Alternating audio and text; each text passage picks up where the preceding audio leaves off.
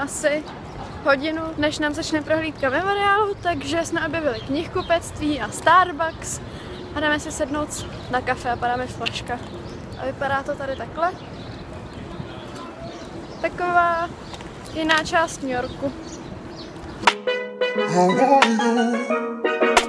Tohle je káva, který chci a potřebuju.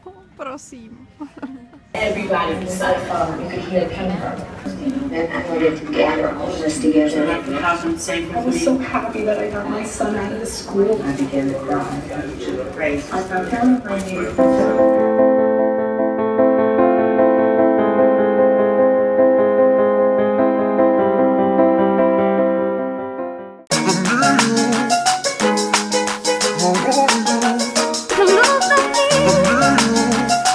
Tak jsme si dali nejdražší zmrzlinu, kterou jsme kdy měli a všude nám to teče, juhu!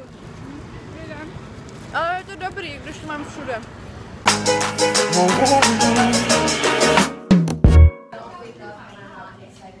To nemůžu nikdy sníst. Tak jsme v Little Italy a je to hnedka vedle Chinatownu a je to hrozně zvláštní, že najednou vůbec nejste, vůbec to nevypadá jako New York. Takhle.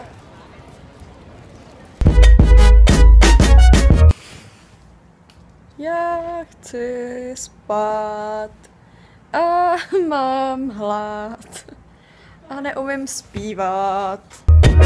Tyhle ty chewy chips ahoj jsou hrozně dobrý, ale strašně jsem chtěla vyzkoušet Twinkies, protože o nich všichni mluví. Máme jasně, rušme celý video. On je na tom obalu Mimoň a je na tom vždycky jméno, tohle je Bob.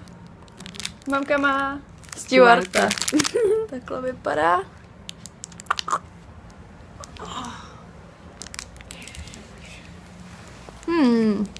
To je dobrý. Ne, kdybych byla Američan, tak jsem hrozně tlustá. Jo, mají tady zdravý jídlo, ale mají tady toho tolik nezdravýho, dobrýho, že bych se neudržela. A na co se s ní zeptala? Mamka prej, opálili jsme se aspoň? No určitě jsme se opálili, když jsme byli celý den v muzeu. Já už tady teď zprvé stříhám. Černý humor. Mami, ale to, že jsme se opálili, není černý humor. To je trochu jiný humor. Ale jestli chceš, aby byl černý, tak klidně.